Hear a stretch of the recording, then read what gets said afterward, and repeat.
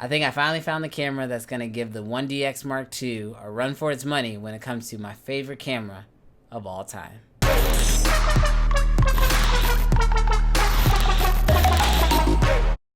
What's good, creative fam? Brandon Washington here. And first of all, if you're new to the channel and you haven't already, definitely consider hitting that subscribe button, because this channel is all about filmmaking, gear, tips, tutorials, all that great stuff. But in this video, I got a chance to shoot with a camera that I've done a lot of research on, but I never actually got a chance to shoot with it myself personally. And I think that it might be now my favorite camera to shoot with. That's right, I'm talking about the Canon C200. Now, the Canon C200 is part of Canon's cinema line, and this is actually my first time shooting with any of Canon's cinema line cameras. And I've heard amazing things about these cameras, but until you shoot with it yourself, you really don't appreciate how great these cameras are. But now I am definitely a believer. Now, first off, quick little disclaimer, this will not be a full tech breakdown type of a video, because there are so many videos like that out on YouTube already. I'll create like a little playlist that you guys can check out if you want to know some of the videos that I watched that kind of let me know what I needed to know about this camera. But ultimately, I want to tell you guys kind of what my experience was with this camera, the things I loved about this camera, the things I didn't necessarily like about this camera, and why I think it might be my favorite camera. So first, let's start off with the things that I absolutely loved about this camera. First was the actual form factor. I'm someone who's been shooting on DSLR since I can remember. I mean, primarily I was kind of swooped up in that DSLR rage where, you know, the 5D Mark II was the first DSLR that could shoot video, and then from there I just stayed with DSLRs and just made most of my videos using that, because I love that full frame look, I love that shallow depth of field, and that was the way I wanted to do my videos. So for a long time, I never really considered like a cinema camera, because one of the biggest benefits to them was the fact that they could shoot longer than 25 minutes, and I just never needed that. But oh my goodness, are there so many other things that I did not realize that I needed until I used this camera. First of all, having the ability to look through a viewfinder, being able to have things like scopes and having waveforms and having zebras and having peaking, and I know those are a lot of things that are in other cameras, but having that in a Canon camera was so great to me. Now, I know all the Sony people are gonna say like, oh, we've had that, and I know there's a lot of Canon people who are like, yeah, well, that doesn't matter. I personally think that it was amazing having that built into this camera, and the entire way that the camera was laid out, the menus and everything just made everything so easy to pick up and go and shoot with.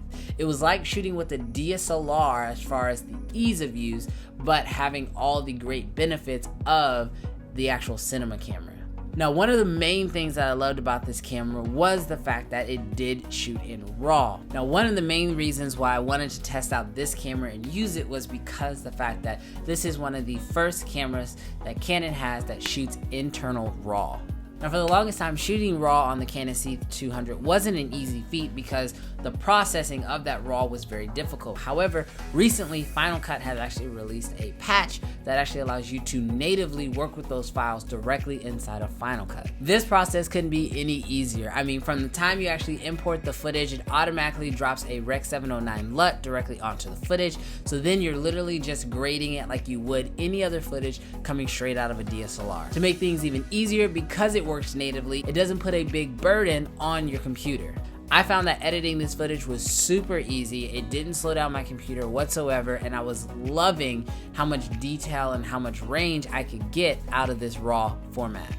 Now, the next thing that I thought was amazing about this camera was the fact that it actually had autofocus. When you think of cinema cameras, most people don't consider cinema cameras to have autofocus, because a lot of filmmakers believe that if you're gonna do cinema, you're supposed to manually focus. However, I believe in that whatever helps you get the job done, you should use that, and so this camera having autofocus was a big deal for me. I don't think that just because it's cinema that it can't have autofocus. I really appreciate that it does.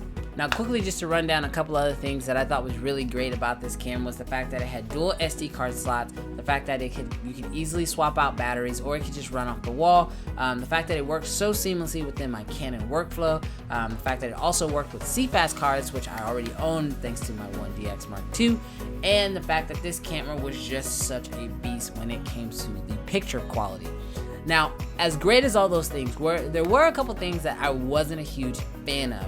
First and foremost was the fact that when this thing is shooting in non-RAW, it is basically shooting in a 8-bit format, which for 1080 wasn't bad. 1080 looked actually really good. However, the 4K files didn't look as great to me just because, you know, when you're shooting in 1080, it was a down-sampled 4K down to 1080, so it made for some really sharp, really good files in 8-bit. However, when you're shooting in 4K on a 4K sensor in 8-bit, I personally wasn't a huge fan of how that footage actually turned out. Another thing that I wasn't a big fan of was the fact that whenever you were shooting in RAW, that there was no way to have 2 CFast card slots. I love when I'm shooting, you know, events where I can't redo something, being able to have 2 SD slots, so that way I can be recording to both SD card slots simultaneously, just in case there was ever an issue, which I have had issues with, whether it was an SD card or a CFast card in the past. However, whenever I was using this one, only having 1 CFast card and hoping that I was getting my shots and that there were no issues writing those files onto those cards, I would love a secondary slot for the CFast because that's the only way to actually capture RAW.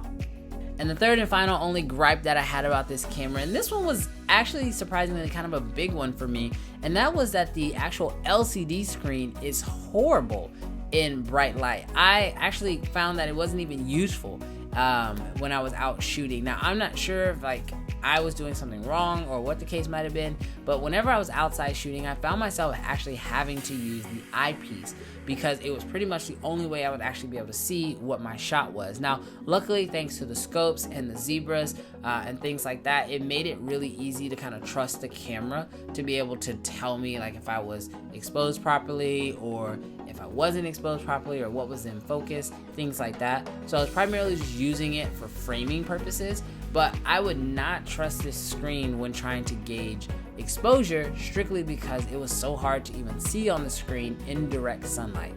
So those were just a few of the things that I wasn't a big fan of, but overall I still absolutely loved this camera. I can 100% see myself owning this camera. However, right now I'm going to hold off. As I told you guys in my other video on the Blackmagic Pocket Cinema camera, that is a camera that I am strongly considering right now, but because we haven't seen any footage of it yet and I still don't know what exactly I want to do with that information, I'm gonna hold off on buying anything. However, this brings up a really good point, and that is if you want to test out any amazing camera, maybe you don't necessarily have the funds to actually own the camera, or you're not even sure if it's a camera you want to own, I strongly consider renting.